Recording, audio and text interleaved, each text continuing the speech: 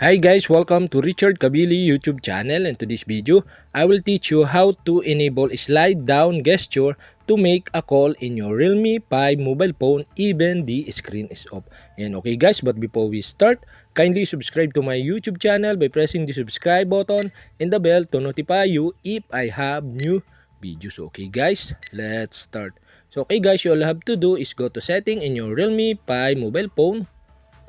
And okay guys, here in settings, okay, scroll down and find the convenient tools, okay? You'll have to do is click convenient tools. And okay guys, now in convenient tools, okay, you can select the gestures in motion, okay? Click this. And okay guys, here in gesture in motion, okay, you can see on the top the screen of gestures. And okay, you'll have to do is click the screen of gestures. And okay guys, now you can see the screen of gesture switch button. And okay, you'll have to do is enable this. And now you can see below the add gestures. Okay, you'll have to do is click this. And okay guys, now you can see the slide down gestures. Okay, you'll have to do is click this. And okay guys, now in this tutorial, I will show you how to enable slide down gesture to make a call in your Realme 5 mobile phone even the screen is off. And okay guys, you'll have to do is select the call. And okay guys, now you can select the contact you want to call if the slide down gesture is enabled. And okay guys, for my example, I choose one of my contact.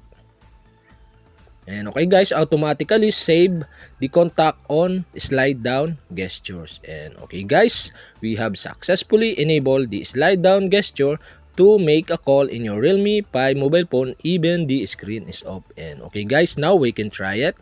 Okay, I turn off the screen of my Realme 5 mobile phone. And okay guys, now I slide down to make a call on my Realme 5 mobile phone. And okay guys, after that, you can see the pop-up below, and now you can choose the SIM you want to use to make a call in your contact. And okay guys, I choose SIM 1.